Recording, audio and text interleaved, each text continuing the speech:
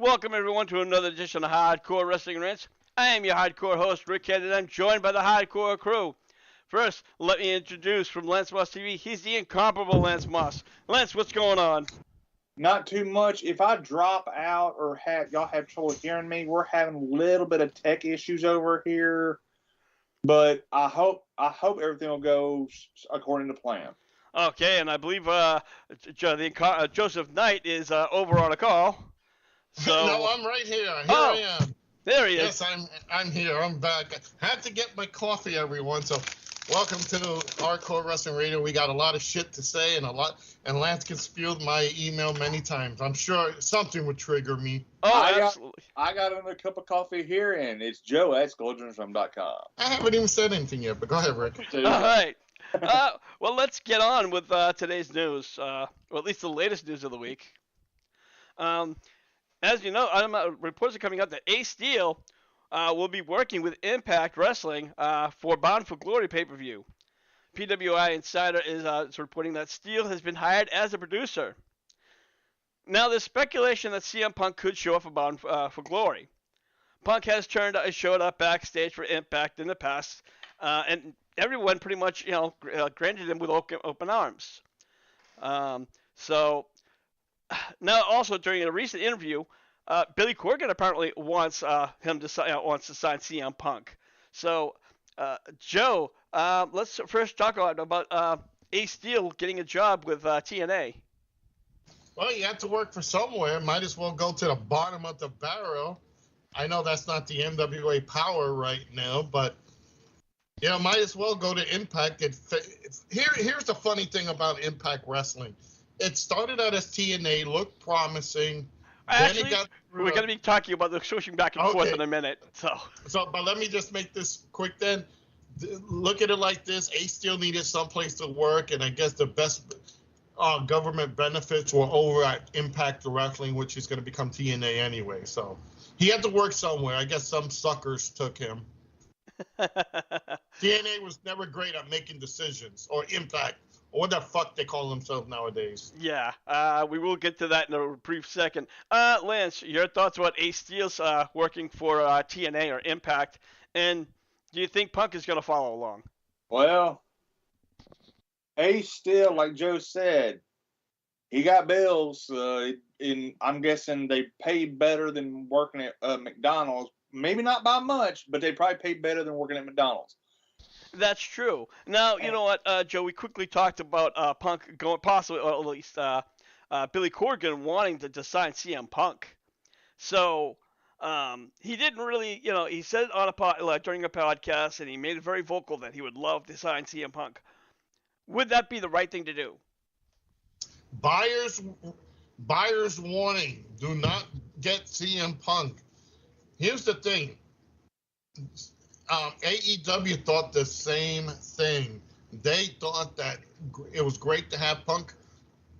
Punk was a good person for the company when he first came in, and then he let his ego go ballistic.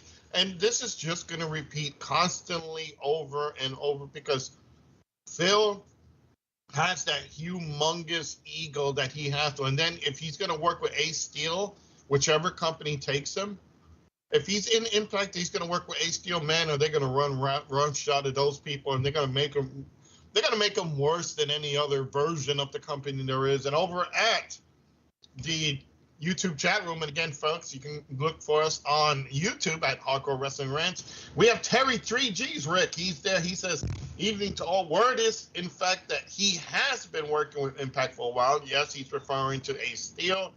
Bottom of the barrel would be NWA if Ace was going to go to the bottom. So there's your answer. I think these two companies, Impact and NWA Power, are the bottom of the brand company. So don't expect much when you see them on, especially with Ace Steel and Impact and whatever Billy Corgan can come up with on his end. Yeah, I'm gonna tell you, I really hope that Billy Corgan, when he gets his TV deal, I hope he just stays in the back like Tony Khan, because he's not good on the mic. He's a great rock star, but on the mic, He's the most boring guy in the world. I swear to God, when I was watching Impact when he was on, when he was on there, he'd start talking, and I literally had to, like, I almost fell asleep. I had to, like, drink 4 or 5 Red Bulls just to, stay awake for one segment. Once you got the bug to be in front of the camera, it will happen. So don't expect much. I saw their roster, and I can see why both companies are struggling. All right. Well, let's move along. Actually, we'll talk more about, as you talk about TNA. For some reason, they want to go back to TNA, which is total nonstop action, which originally started, as Joe mentioned earlier. But they're going to get rid of the 6-sided ring, Joe. And apparently, a lot of wrestlers are happy about it because they did not like trying to work around that, the 6-sided ring, because the 4-sided ring is what they grew up working on. The most veteran people and people today have been trained in a 4-sided wrestling ring. I remember when it first came out, I said, oh, this concept is not going to last long because there's too many ways of getting injured. And you could tell those first couple of matches where people they were still sticking by the 4 sides. They actually ran, north, south, east, and west. They didn't go north, east, south, east, west, east, whatever fuck. They just did the traditional running the ropes like normal. It was a concept that was okay for when it first came out, but it was never going to last in professional wrestling. It's just too chaotic. It was not going to work in the long term. So I'm glad it's not coming back. It served its purpose to shock everybody when it first came out, but when veterans started getting in the ring and people who come out of wrestling schools are trained, they're not trained in a 6-sided ring. They're trained in a 4-sided ring. Lord knows, I've trained and bounced off ropes and did backdrops. That's easier than running into in a star formation. It's just too many injuries, and if you think it's big, it's not big. It's a very small ring. So thank God it's not coming back. All right. Lance, your thoughts on Impact Wrestling going back to TNA and getting rid of the 6-sided ring? Well, first off, with the 6-sided ring, I saw Jordan Grace put out a tweet saying that taking a bump in that particular ring was not like taking a bump in Mexico, because I guess the 6-sided ring in Mexico and the TNA 6-sided ring are constructed completely different.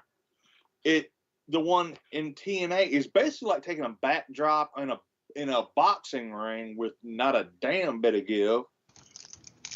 So honestly, I can understand why they would not want that damn thing back in their lives, because they're going to get hurt. Now, the TNA thing, at this point, why? It's easy. They failed. TNA started out strong. They failed after a while because of Jeff Jarrett. When it first started, his dad was in charge. You could see significant gains. And then when Jeff took over, it just started going downhill because he had to put the belt on himself and had to put stories on himself. Well, I think it was also a lot more that when Dixie Carter tried to come in and she tried to be a Stephanie McMahon, and she wasn't giving, the TNA originals, and I'm referring to Samoa Joe, AJ Styles, and, Robert Roode, and countless others. They were being pushed in the back because she wanted to bring the main guys in. She's kind of doing like almost what Tony Khan's doing. He's bringing all the legends in, and all the other guys, all the originals or homegrown, whatever you want to call them, are taking a step back. Yep, and that happens. Here's the thing. Bring out a legend once in a while to boost your ratings, to boost the company. It's fine. Every company does it. Not long term, and not for the. Basically, you bring in Hulk Hogan, Eric Bischoff in an indie company. It's not going to work. This ain't the big leagues. Then they went from there, correct me if I'm wrong, they went from TNA to Global Force Wrestling. Then they went to Impact Wrestling. Yes. All those incarnations failed. There's a great picture of a big story, Rick, that came out. I think we even talked about it once, that Global Force Wrestling was so small. audience base. They were actually in the ball field and couldn't even get enough people to fill up at least a couple of rows. Yes, that's right. I remember that because that's shortly after he left. I'm referring to Jeff Jarrett. And then he wanted to partner with TNA for a little bit because they wanted to do some kind of like an invasion feud. Excuse me, real quick. Terry 3G says as long as Dixie Carter doesn't come back with TNA with the name, then it should be fine. Well, we can always hope. Yeah. That's the question that is really a big thing. Who owns the name TNA Total Nonstop Wrestling? I believe it's the company that I forgot the company name that purchased them. Anthem? Yes, Anthem? thank you. They own everything. They pretty much. But do they own Impact now? Because I don't even remember who owns what. If they have, I don't know. I don't know who purchased who or what when it comes to TNA. I have literally, to me, they've fallen off the map for the most part, aside from what I read in the news bits. And here's the best thing is they go and become Impact Wrestling. They get some little gain, not much. They still in the garbage, and here they come back. Well, let's go back to what failed us the first time. I'm expecting to see Jeff Jarrett jump from AEW back to TNA just to do surprises. But the biggest surprise is Will Ospreay is there. I don't know. We were going to talk about him, Rick. Actually, we are. We're going to be getting to him actually next. We're going to move along. Not next. I'm sorry. Right now, they had removed Brock Anderson has gone from AEW. Of course, Brock is the son of the legendary Arn Anderson. According to the reports, when his contract was up, AEW just had no desire to renew it. And I'm going to tell you guys, frankly, he was not that good. I don't know what it is about these new generations. I don't know if we have high expectations because, oh, wow, he looks like Anderson. He has the same build as Anderson, so he's going to be just as good as Anderson. And then flops or just doesn't get a chance. Lance, I'm going to kick that one over to you first. I'm not saying he can't be good. It's just right now he needs to do a major overhaul on himself because he looks like a Chinese knockoff of his daddy. Well, that's what I was pretty much saying. It's like, but unfortunately, that's just not the case. Joe, over to you. I've been following Brock, and I think it is what you just said. You hit the nail on the head. We expect so much. We expect so much from Ted DiBiase Jr. We expect a lot from these Cody and Dustin when they came out. We expect much from a lot of these guys who are second, third generation wrestlers because they're in the ring with basically indie jerk-offs, who don't know the business properly. These guys have the hardest time to try to get themselves over because they have to try to get themselves over. Brock is an Anderson. He has, like you said, I look at this picture you have posted up right now. The man looks like his dad 100% when he was in the early 80s when he first came to Jim Crockett Promotions. Yeah. I said to this, I posted on this, somebody talked about Brock, and I said, you know what Brock really needs? I hate to say this, but Brock needs to solid his body a little bit more, like his daddy, and get a tag partner. I hate to rehash stuff, but in his case, he needs a Tully Blanchard as a partner, a guy like that. A young guy who can be the cocky, arrogant heel, and Brock is the enforcer, and just build his career as a tag guy that way. I know it's rehashing his daddy's gimmick, but sometimes you have to do that in order to get yourself moving. As just plain Brock Anderson, it's not the same level as Arn Anderson. And so I think he really needs to get a tag partner.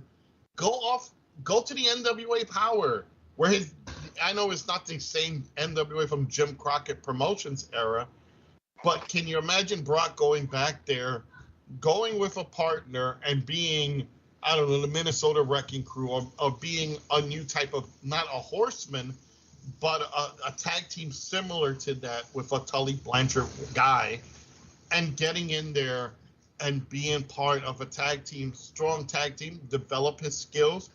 I hate to say it, almost be his dad and influence his own stuff thrown in. Once he gets a couple of years more in the business, he could shine. He just right now, he's in the shadow of his dad, and he's got so much high expectation. And you got to remember too, he's in a situation in AEW that he was surrounded by so many people that you just couldn't find a right niche for him. So I don't know if they would have found someone to tag him up with in this failing tag roster that they have in AEW, if they would have found him the right partner in AEW, managed by Arn, maybe that would have started building up, and slowly Arn getting away from him. Like maybe him telling his dad, get to the back, I don't need you anymore, and go. So, and then moving himself further along.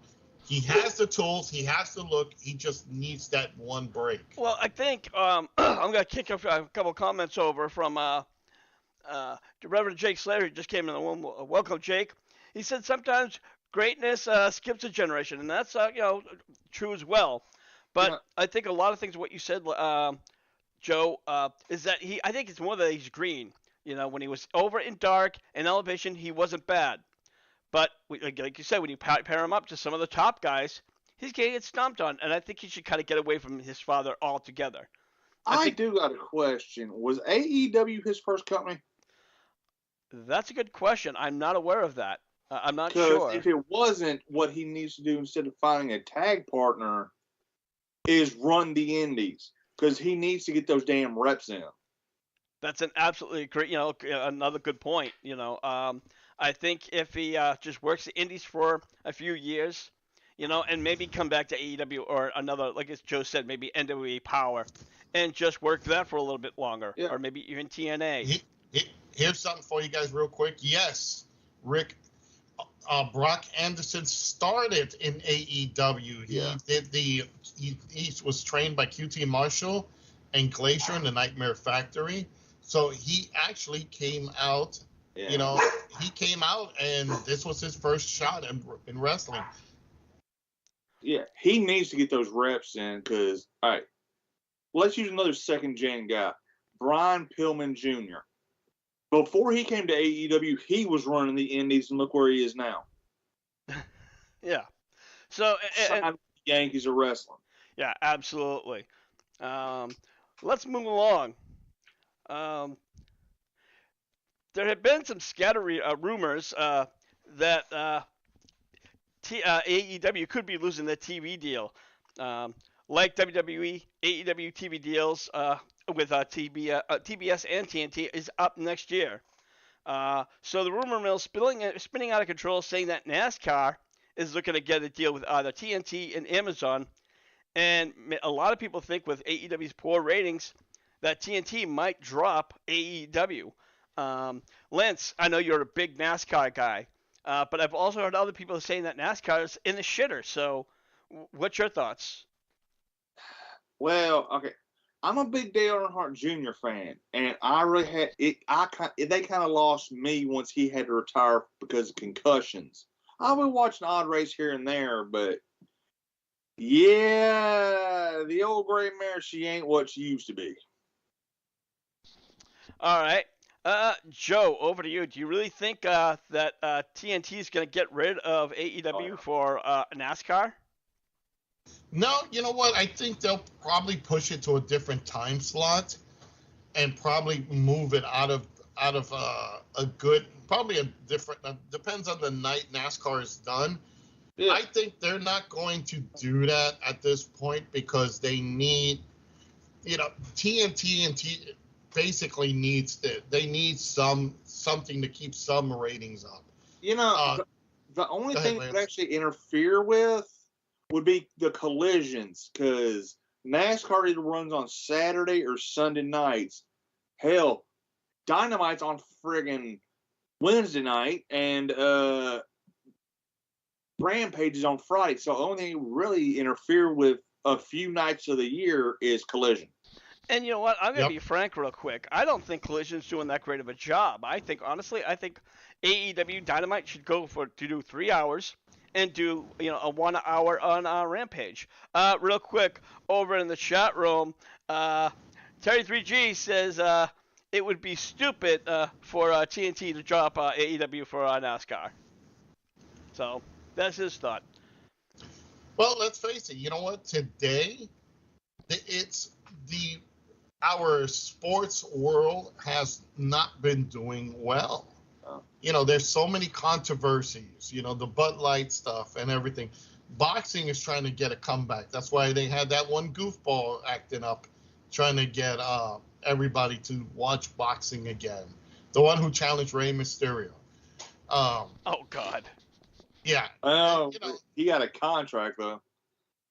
And when you look at MMA, they're suffering. They don't really have that. They don't have that niche like they used to have. Yeah. They're suffering like WWE suffered. Once your best stars go up and leave and retire, because MMA is really serious fighting, you will get your ass kicked in that. So, let's face it. After a while, it's time to change. So they have to figure out how to keep this momentum going. So MMA is down. NASCAR, I never was a NASCAR fan, but I only used to watch it for the crashes. That's all I care about. Right. I want to see a guy run out of his burning car hitting his head because his head is on fire. That's the only thing I care about. But Joe, there's four tracks for you: Daytona, Bristol, Talladega, and Richmond. Those four, you're pretty much guaranteed to see that shit. That's every time they're in Daytona, I watch it just to see the crashes. But nowadays you look today and it's like it happens on any interstate anyway. So if you're in Chicago or California, that happens all the time. So good luck with that. But it's not, I think it's not going to hurt them unless it actually falls on, like Lance said, on a particular day like Saturday. And again, if that doesn't work, they still have TBS. Yeah, exactly. I mean, they have other shows. They have other things. And like I said, they're still trying to settle the deal with possibly maybe even Amazon. But who has it? Who doesn't? Not sure. I mean, but I do want to move along. Will Ospreay is a hot commodity right now, and he's a free agent. In the past few months, Ospreay has worked for AEW, and he also worked for Impact Wrestling. But now it looks like WWE is trying to sign a deal with him. And Ospreay said during a recent interview that he's open to the idea of working with WWE, but it also would mean that he'd have to move home to the U.S. And he admitted that he has been talking with his wife about it, so they're kind of back and forth.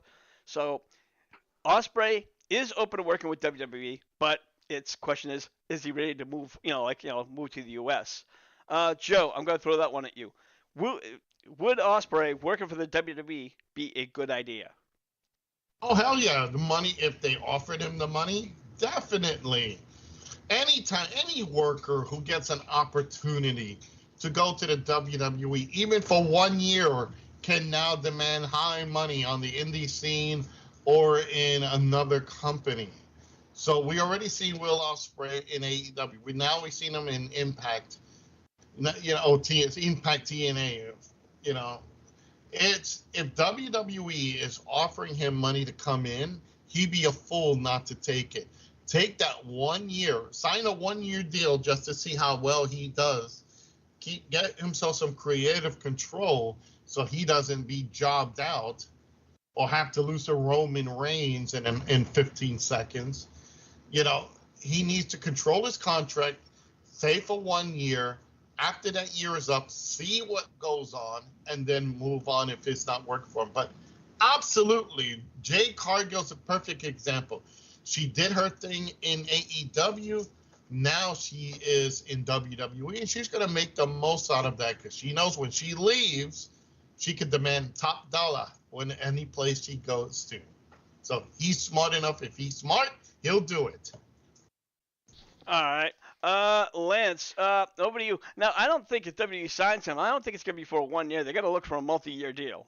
That's just my opinion. Probably, and honestly, if I were him, I wouldn't sign that damn contract unless the contract was right. Yeah, absolutely. He better sign that under his own terms and his own conditions. So, but unfortunately with the WWE, it's kind of a handshake. It's not a handshake. It's you come in expecting one thing and they promise you this thing, and even with a contract, you might not get it until the very end where it'll entice you to get it signed for another one. But we'll get. Well, Endeavor, which is who he would be dealing with, are known for being assholes when it comes to contract negotiation. Yeah, and we will be talking about that shortly.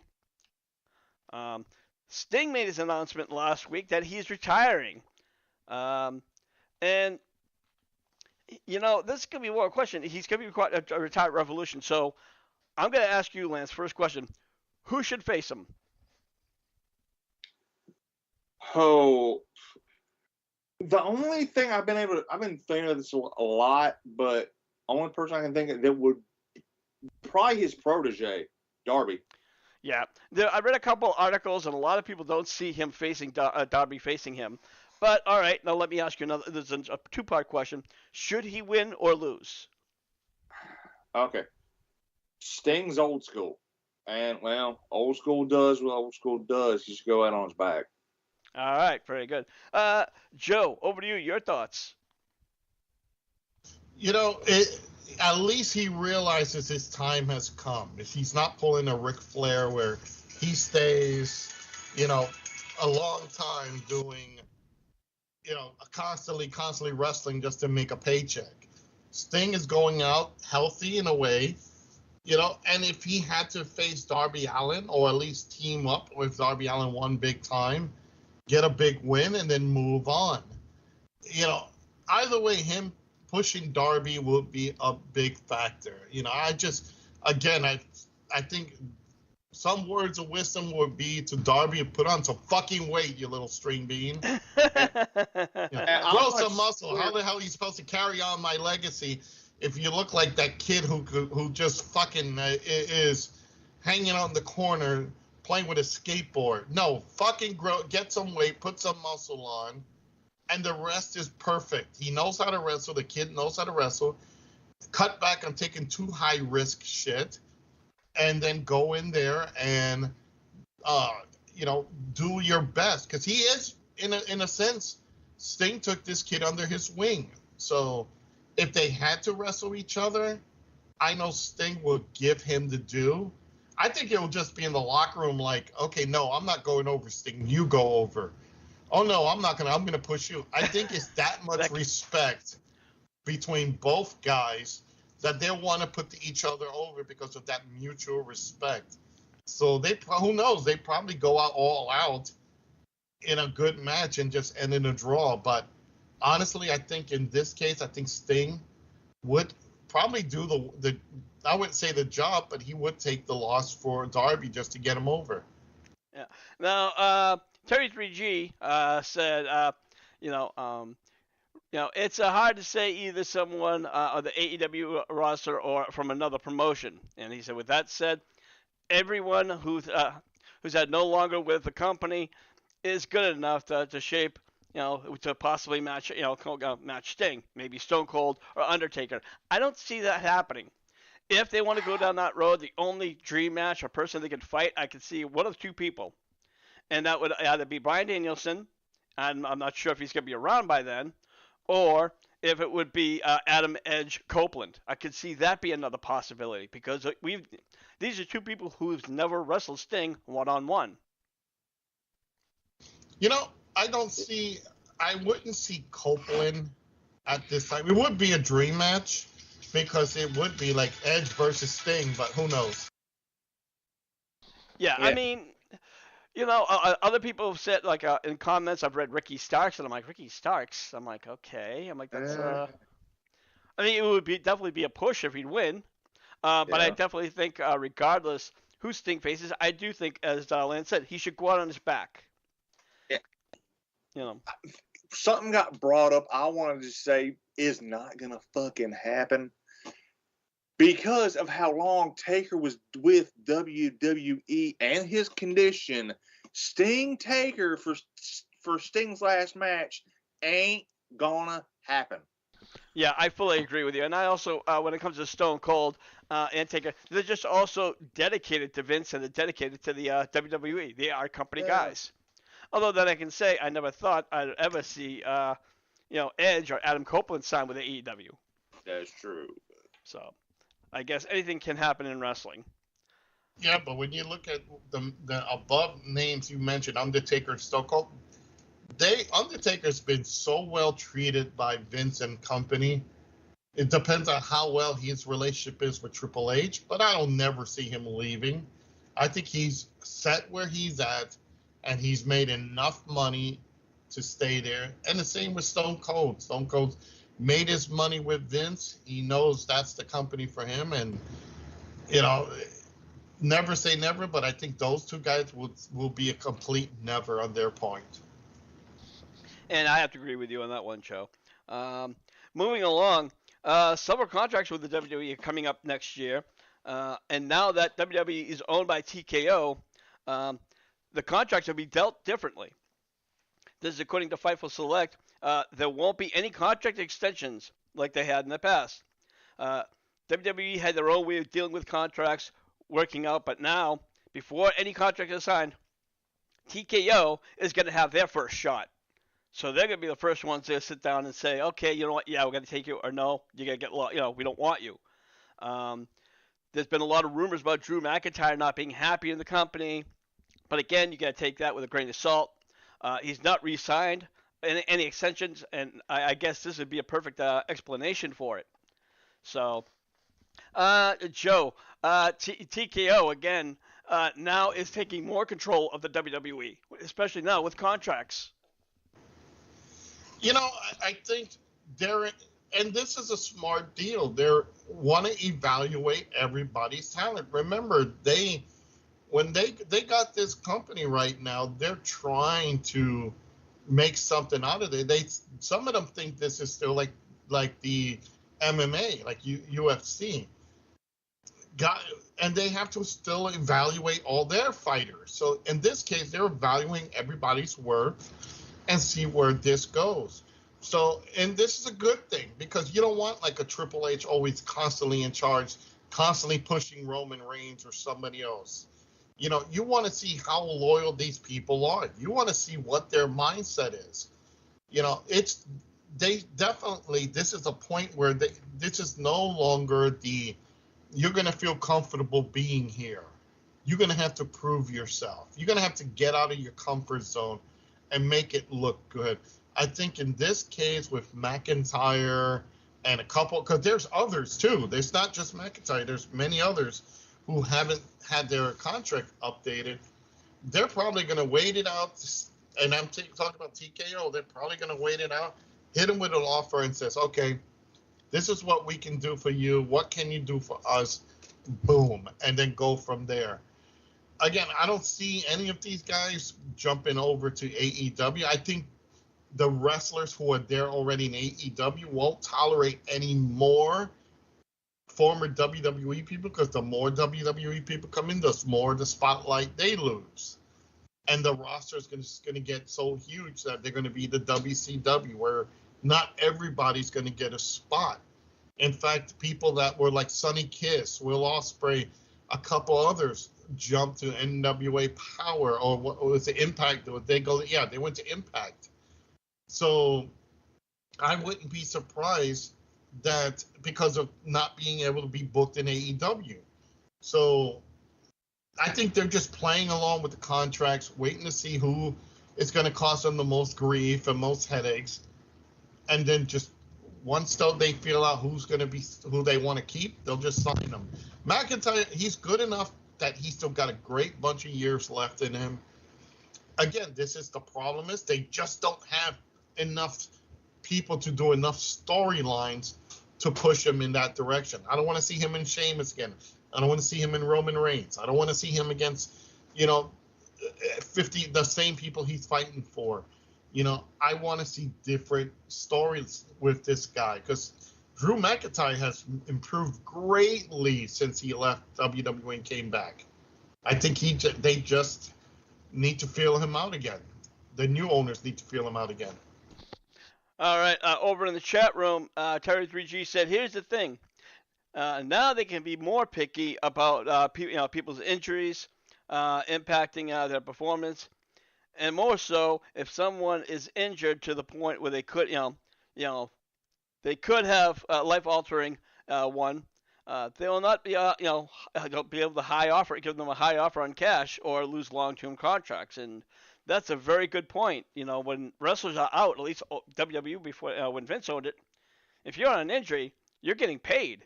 You know, although your contract is extended, after the fact, but if you're out for 6 months or even a year, you're getting, your bills are getting paid. Lance, your thoughts? Well, I'm getting paid on a contract if you're hurt. That is just straight up contract law. But honestly, where would I like to see Drew go if he does leave? And honestly, it's not AEW because, like everybody's saying, last damn thing they need over there is another guy from WWE. Hell, Drew don't need Impact. Too big of a fish. I'd like to see him work New Japan or All Japan. All right. Well, Terry 3G also mentioned that McIntyre has an underlying back issues that could cripple him. So, Yes, say again, Joe? No, I'm saying yes, he does. That's a good point. I forgot about that. That McIntyre has those injuries that can affect him. So going to New Japan would be a bad idea. You know what? Then again, bumping every night would be a bad idea too. So. Exactly. Yeah, but I mean, I've saw some New Japan wrestling, and I'm like, holy Jesus Christ! And these people, they hit hard, they work stiff. Oh, they're stiff. That's the land of strong style. That's stiff wrestling. I've heard stories from guys who went there and came back in my day, and it's not a playground. And if you think the men get hurt, though, watch a women's match. Fucking Christ! I did last week. I was with my friend Billy, and he was showing me some Stardom, and I'm like, oh my Jesus Christ! I mean, I didn't see the worst shit happen before you came in, boss. Holy shit! Yeah, just some of that shit was like, oh my God, that's insane chops, insane hits, and they just don't give a shit. I'm like, I'm surprised half of the roster is crippled by now, but apparently they're not. All right, let's move on. This past NXT week, last night at NXT, Lyra Valkyria defeated Becky Lynch for the NXT Women's Champion, ending her 48-day reign. Now, Joe, we were talking about this shortly before we went on the air. And I was talking about how NXT was originally meant to be a development program. But now we're seeing all these wrestlers from the main roster come down. Granted, they were in NXT at one point, but I think bringing them down, even if they take a loss, I'm not sure if it's the same thing. If it's the same product.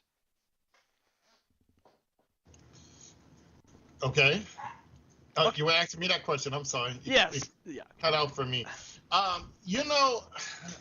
The only reason NXT brung these big names down is just to boost their show because they were going to compete against AEW for one night. That was the only thing I missed when it was a developmental program. When they had people like, oh, okay, I don't know who this person is, but they're learning and they're improving. Look at Lexis King, former Brian Pillman Jr. New look, he's there. He looks sensational. He's happy in his new environment for now. So whenever they bring the Becky Lynch's down, it's good for a quick pop. Oh my God, she's here, But for me, whenever I see a big name come down, win a championship, that just says, okay, look, we're here. We're going to beat the hell out of you guys because we're that damn good. Or we don't have enough for us in the main roster. We'll just come back down here and just hold the belt and then just leave and make somebody else. I don't know who Tyra Valkyria is. I don't watch NXT. I don't watch really much wrestling, so I can't really put as a point, but I love the original NXT when it was in a studio, which it still is, and they had names of people coming in to learn the business. That's why I loved Elevation. That's why I loved AEW's Dark, because you got to see people from the indie scene who came in to train and learn how to wrestle in a real company. And they need to keep these people like Becky Lynch out of the way and keep these stars out of this group, because this group shines on its own. Good or bad talent, they progress enough to go to the main roster. They need to leave NXT alone as it is, develop their people, you know. And by the way, what the fuck is wrong with Becky Lynch? He looks like fucking Cher. I don't know. Oh my God, having a kid fucking destroyed her. Gee, thanks, Roman Reigns. Not Roman Reigns. Excuse me, Seth Rollins. Joe, is there something you know that we don't about Seth, Roman, and Becky? Yeah, they were the Shield. You never know. Each of them took a chance on her. And hey, they screwed each other over once, so. Exactly. You never know where in wrestling these days. There's so many stories I could tell. But go ahead, Rick. Actually, I was going to toss it over to Lance of what he thought about NXT. You tend to watch it a little bit more than I do. Well, the way Becky was worked down there, it was more she got the belt, but and let's face it, she was only down there, month and a half? 2 months. So got the belt, and she basically elevated Lyra, and I guarantee she's going to be back in the main roster probably next week, doing her thing. Yeah, because, Crown Jewel's coming up, I think, next week, so she might miss. I'm not sure if she's going to miss it or not, or if they have some kind of, like, Battle Royal, Women's Battle Royal or whatnot. I don't even know.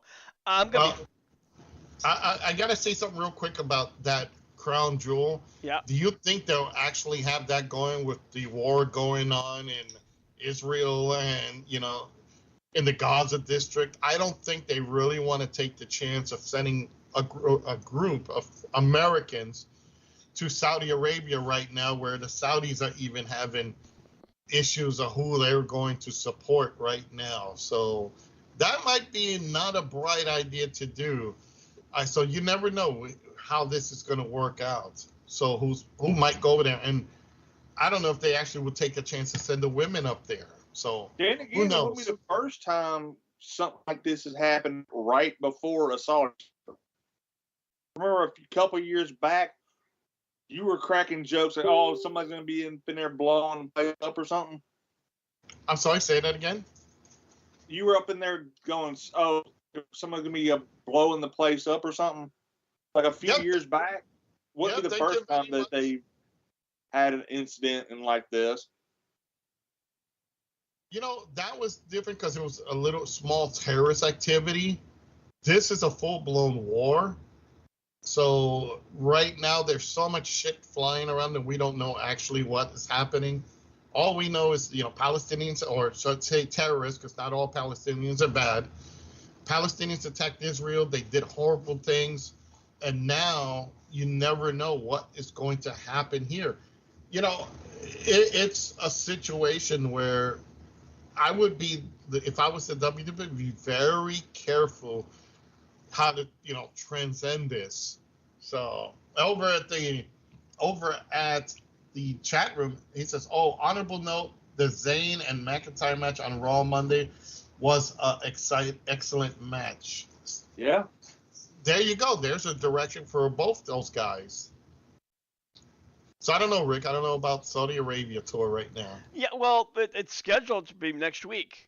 So I don't know if WWE's pulled out or if they're going to be. I'm sorry, to have a promotion like that during a war, I'd be like, you know what? We'll see you next year.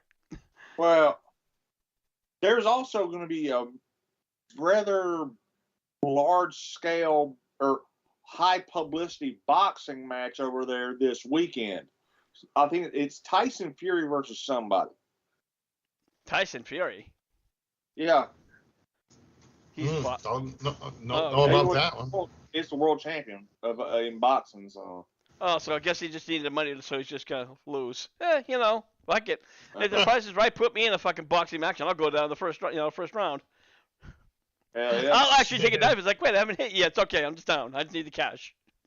Oh, you know what? Do the finger poke of doom, and I'll go down for it. How Yeah, about that? exactly. The glove.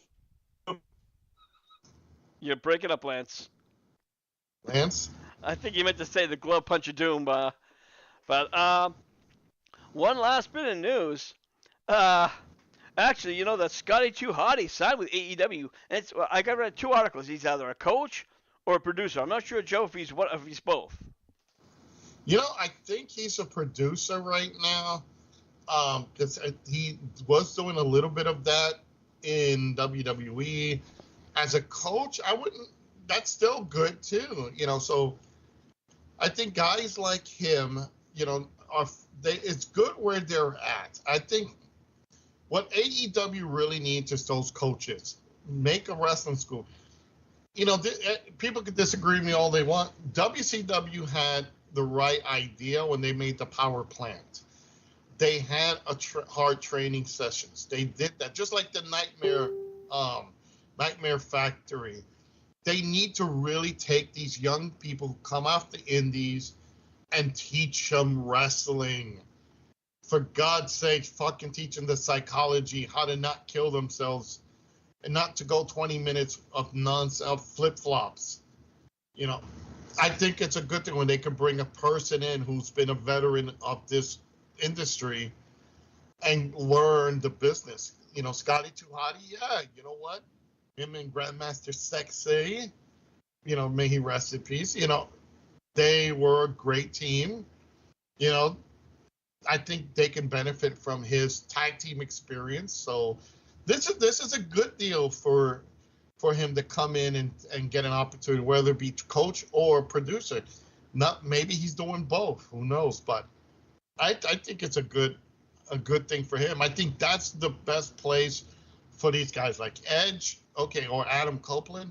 Once he's done with his on-screen shit, throw him in the back. Don't let him ever come out again. Special appearance. Hey, how you doing, folks? Let me check I'm still breathing. Okay, hi, I'm going back. Well, we don't need to see these guys. We're hearing about all these coaches and people that Tony Khan can roll out his ear on, but it still seems like it's still the Tony Khan show. Oh, no matter what. No, it was the Vince show for many years. And I'm speaking now as a promoter. Whenever you own a company, it's your baby. You want to do the things you want to do. I learned many years ago, when I started my wrestling company in New York City, I was still the active manager at ringside, getting the attention and everything, because you had to get it over. You had to build up that talent so you can then step back away and run stuff in the back. That's what I did after a while. I only did it, like I said, I was active in the business from 1990 for 10 years. Halfway through, I started running a company in 95. So after 96, 97, I cut back making appearances at ringside or at all, and just ran stuff in the back. The urge to go out there is still there. Like, oh yeah, I want to go out and manage these guys. And I had people call in my ear and says, hey, come and manage me. No, you stay in the back, you run the show as best as your ability, and you do it from there. So I think, honestly, Tony Khan, just like Vince at the time, like Fritz, like Vern Gagne in the AWA, everybody has that. Dixie Carter. Hold on a minute. I got to kill the dogs. So everybody has that chance, but hopefully somebody tells Tony, stop getting on camera, you mark. Yeah. Lance, real quick, your thoughts about Scotty Too Hottie while working for AEW? Well, he can teach him how to do the worm, but seriously, I don't know if he can do his job. Hell yeah. Come on, the more qualified people they got in the back, that actually know the wrestling business and like how another company was run is always a good thing. All right. Well, there you have it. I want to wrap up this edition of Hardcore Wrestling Rants. I want to thank the Reverend Jake Slayer for being on, and of course, Terry 3G, who's coming on all the time. Terry, we thank you. We love your input. For those of you who've not first time listened to HWR, please take a chance and hit the like and subscribe, and to help us support. And we also have a chat room on the Facebook called Wrestling Rants, where we post the latest news, rumors, and much, much more. Lance, you're over at Lance Boss TV. What do you got going on over there? Well, every Tuesday night, except for this coming one because we're taking Halloween off, we go live with Lance Boss TV and our friends. We never know who's going to show up, and we ship for an hour to an hour and a half, depending. All right. Joe, you're over at Skull Realms, where you play the latest games. What do you got going on? You know what? I'm actually going to attempt something. I'm going to play Grand Theft Auto, the Steam version, the PC version with a steering wheel and controller. Now, if you guys saw my previous, I did that with the Xbox version, and it was clunky as hell. It was like driving a real car. So I'm going to attempt it with the steering wheel controls, the pedals and everything on the PC version. So we'll see how Grand Theft Auto responds to that. I'm also going back to Dead by Daylight and also retro games. So check me out. I do from PC to consoles, from retro game to games today. I'm actually making a big comeback. I got like crazy things happening just recently, over the weekend. I'm actually bringing back the wrestling company. I finally got an investor to put money down. So we're going to do a series. So it's going to be a wrestling docu-series. It's all going to be in kayfabe, so watch out for that. And if you haven't been offended by me on this show yet, keep tuning in, and sometime you will be offended. So keep watching. Then there you have it. Joe, just a quick question. Was that which GTA was that 5 or 4? Nope, that is 5. I tried it with the other ones, and the controls weren't as good. It just didn't calibrate well.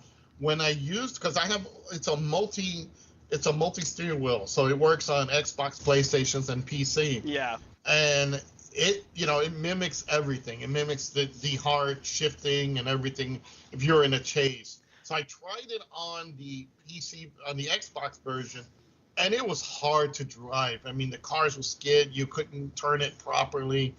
But I read up that you can calibrate it a lot better. So now the PC, the Steam version of Grand Theft Auto, I'm going to give that a shot, because whenever I have stress, why not go kill people in a video game? Yeah, as far as driving games, because I know we're way off topic, but I love Burnout Paradise City. Oh my God, that is an awesome game. If you've not played that one, I highly recommend it. And also the favorite, and I know we're going off on wrestling, but we're going to go back in a few minutes. I want to say something before we because we still got a few more minutes before we get off the air, Rick. I like to go this full hour, folks. I like to stretch this shit out because you guys need to hear from us longer. Yeah. So, yeah, Lance. And Lance, I do got a question for you in a few minutes. When it comes to racing games, Need for Speed Most Wanted was my most favorite one. I love Most Wanted. Yeah. So just the cop cars chasing was funny as hell. So, and we're going to go really quick. Lance, I got a quick question for you. I have an answer. I hope so. Are you planning to do any gourmet-themed holiday meals? I've been told stay out of the kitchen during the holidays. Really? Wow. Yeah. Well, Mama wants the kitchen to be clean for the holidays, so hey, I gotta listen, Okay. Well, there was a quick post somebody put up. I think I'm gonna look for it real quick. His name's James Michael. Blah, blah, blah. I'm sorry if I'm killing time. Killing time here, folks, because we're being like wrestlers here. James Michael actually posted up that has Nia Jax's promos gotten better? I'm like, I don't care about her promos. Her wrestling still sucks. I mean, I hadn't heard her do a promo since she's been back, so who knows? Well, okay, like I said, I have not watched WWE. I try to watch it, and every time I do, I literally want to either kill myself or fall asleep, and it's usually the latter. Uh, it's just a boring show. It's just like it's so cookie cutter, and I know that AEW is not 100 times better as far as viewership, but I just happen to love just the way everything just falls out smoothly. Here, Rick, here's something that I don't know if you guys knew, and this is actually going into TNA Impact. They have a wrestler called PCO. He inked a new contract. I did not know who the hell this guy is. And from what Lance has said, Lance already knows who he is. But Rick, we got 5 more minutes. Do you know who PCO is? The name does not ring a bell. Okay, that happened to me, and I made a question. Somebody asked me this question. It's like, PCO is here to stay in Impact Wrestling. And I didn't know who the fuck this guy is. He looks like Frankenstein. He's got the makeup. He looks really good. And I could not picture the face, who he was. And guess what? A lot of fans wrote down a response to this. They said he was the Quebecer, Pierre. No shit. Yeah. He was the former WWE or F tag team champion, being Pierre from the Quebecers. If you guys remember, the Quebecer was him and Jacques Rougeau, who was the Mountie. They were both dressed as Mounties. I did not know he was still wrestling. He's Jean-Pierre Lafitte. I remember in WCW he was a pirate at one time. Yep. So now he's this horror movie guy. And now that I know who the name is, I could see the face. Yes, now I know who he is. So kudos to him. He's been wrestling for 56 years. Oh, excuse me, not 56. But he's 56 years old and still going. Yeah. And at a high level if you're in Impact. Yes. And that's the thing I've noticed, that a lot of the older wrestlers want to wrestle till like their 50s and 60s, and then you have a wrestler, Daniel Bryan, who's I think he's about like in his late 40s. I'm not sure of his age, and he's looking to retire. But I think the reason he's retiring is because his little girl wants him to retire. I'm like, really? What do you expect me to do? Like make money on hopes and dreams, or what? Maybe the convention circuit. Well, let's talk about Bryan Danielson real quick, or Daniel Bryan, or Bryan, whatever the fuck the goat face guy is. Thank you. Pretty much, I think it's not more his little girl wants him home. I think it's his injuries that want him home. I could just see his body screaming at him like, okay, man, we can't keep doing this full tilt. And he doesn't wrestle often. If you notice, sometimes he'll just be at ringside. He'll be doing a couple matches. But when he gets in his match, he goes all completely out. Yeah. So I wouldn't be surprised even after a serious neck injury, his body has to be screaming like, I can't keep doing this. So honestly, I think while his little girl wants him to be part of their family, more, I don't think he's hurting for money. He was in WWE for a long time, made big money there. Unless Nick, which Brie, right? He's married to Brie. He's married to one of those slutty Bellas. It's Brie. Yeah. No, I like Brie. It's the It's Nikki who you got to slap on the side. Now, mind you, I don't mind fucking Nikki. I just don't want to deal with Nikki. It's not the wife material. But if you notice when Bryan actually said from full-time wrestling, that don't mean he won't have a match here and there like Christopher Daniels every now and then. Yeah. He's probably going to be doing the same damn thing backstage that Daniels does. Yeah. All right. I wasn't sure if he was completely retiring as a whole or what. I mean, that's what he was kind of giving off. That when he did when he made that announcement. One last topic, Joe, your favorite lady, Nyla Rose, the Beast. Uh-oh. Let me throw this out there. I know, because I know what's coming. No, hold on, Lance. You gotta... Joe@goldensdrum.com. Well, apparently she, for Halloween, she is now the drunken taker. Yep. And I don't know who is playing the Paul Bearer, but I saw the picture and I'm like, oh my god, I gotta tell Joe. Yeah. Okay. We're at the, thank God we're at the end of the hour. But I think at this point, you know, I just don't tolerate anything of Nyla Rose. That's a failed male, and I don't give a damn about hurting somebody's feelings. No, you failed at fucking as a man, so you got to take it up, become a woman, and get in there and try to do something good just to feel good about yourself. That's a selfish reaction. Trying to steal women's sports. Get the fuck out of here. I don't care. You know what? Why don't you go be a Santa and go look for your balls, your jingle balls? He probably still has them. Oh God! Can you imagine it? That's a story we don't hear about in the women's locker room. Yeah. You're like, hi guys, you know, I'm Nyla Rose. Hi, you know, all the girls are like, you know, Willow Nightingale and all of them are like, hi. They take it off their panties and their stuff to get in their outfits, and you see bushes everywhere. You know, and here comes Nyla Rose, takes it off, and holy shit. We found Captain Winky. All right, If you've ever been offended and you're now offended, go fuck yourself, because this is still America. All right. So with that, I'm going to wrap up this edition of Hardcore Wrestling Rants. Thank you all for listening. We'll see you next week. Go ahead, Lance. Buy the shirt.